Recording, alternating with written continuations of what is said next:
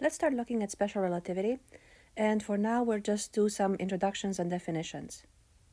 So the first few definitions are going to deal with events and inertial reference frames. So an event is something that happens. We use the word in everyday conversations, and when we say that something happened, we also specify where it happened and when it happened. Well, that something similar happens in physics also, where we use reference frames to denote where an event happened. It could be that a reference frame is an XYZ coordinate system or, again, a location and a time. An important thing to note here is that reference frames can be inertial, and that's all we have dealt with so far. Inertial reference frames are those in which Newton's laws hold, but there can also be non-inertial reference frames, and those are where Newton's laws do not hold. So let's look at the difference between them.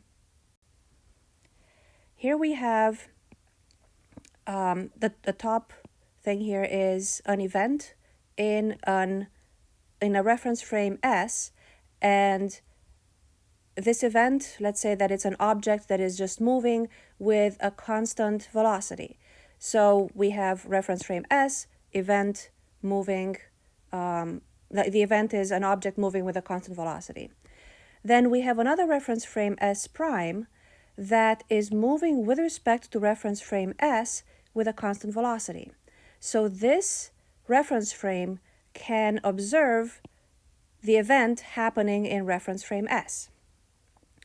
So if we write down some of the forces in reference frame S, Newton's second law, sum of the forces is mass times acceleration, then since velocity is constant, that also means that the acceleration is zero, so the sum of the forces as viewed from reference frame S is zero.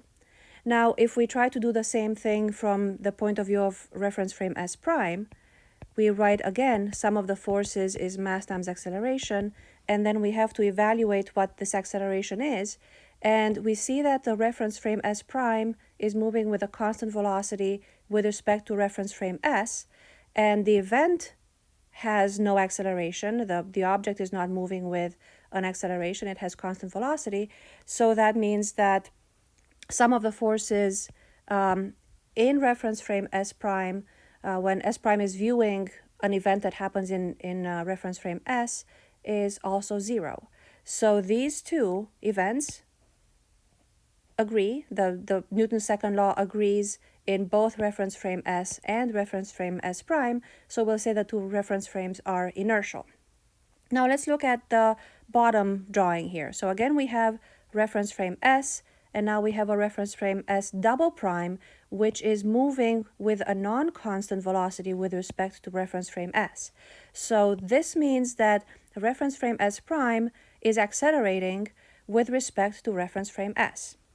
So now, if I write sum of the forces as viewed by reference frame S, so sum of the forces on this object is going to be, again, constant velocity, zero acceleration, so that is again zero. But now if we do the same thing in reference frame S prime, sum of the forces equals mass times acceleration.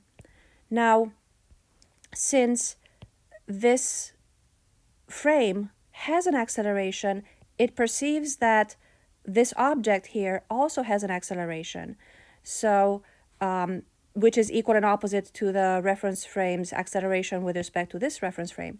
So now Newton's second law tells us that mass times acceleration is not equal to zero. So since Newton's second law here says that it's equal to zero, and here it's not equal to zero, that means that reference frames S and S double prime are not inertial reference frames. They are non-inertial reference frames because Newton's laws do not hold. So let's look at the postulates of special relativity.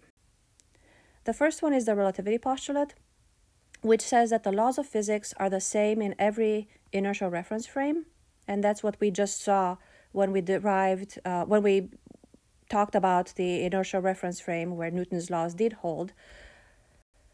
And then we have the speed of light postulate, that says that the speed of light in vacuum is 3 times 10 to the 8th meters per second in all inertial reference frames. So again, we're referring to the inertial reference frames.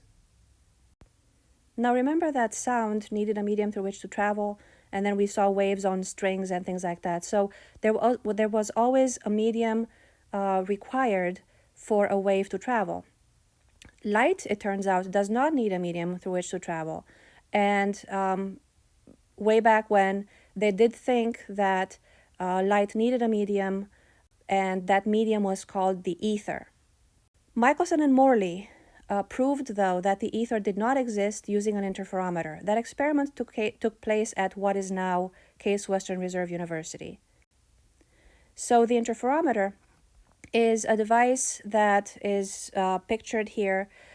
These are tabletop models made by Pasco Scientific and used in the physics labs.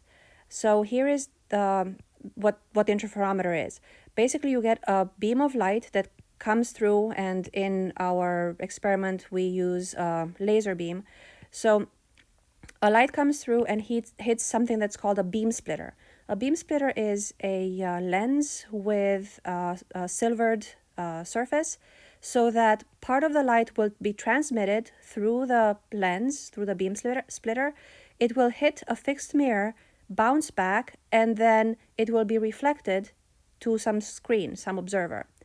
The other part of the beam that comes in is going to be reflected rather than transmitted. It will hit a mirror and then bounce back, and this time it will be transmitted to a screen. On a screen, you'll see an interference pattern that looks somewhat like this. So the reason that you see the interference pattern is because of the difference in path length differences between these two beams. So one is transmitted, reflected, the other one is reflected, transmitted, and they produce an interference pattern. Now, Michelson and Morley used a much larger interferometer. Here is an image of their display in the Rockefeller building at Case Western Reserve University. So this is the interferometer, and it was set in a big tub of mercury in a basement to minimize the amount of vibration, actually to get rid of any sort of vibration. And then in the mercury bath, it was allowed to rotate. So it was given a push, and it would rotate in that bath of mercury, and the interference pattern was measured because it was believed that if one of the beams was lined up with the ether wind, which was due to the possibly friction with the Earth's motion, so it was carried along with the Earth motion. So if one of those beams was aligned with the ether wind, then it would give a different interference pattern than if it was perpendicular to it. It turns out that they didn't notice any significant difference, so they concluded that this ether, this medium for electromagnetic waves or light, did not exist. Here on the right, there is another picture, the enlarged picture of a description of the experiment. Another noteworthy thing about this is that Michelson and Morley were the first Americans to get a Nobel Prize in physics, and it was for this experiment.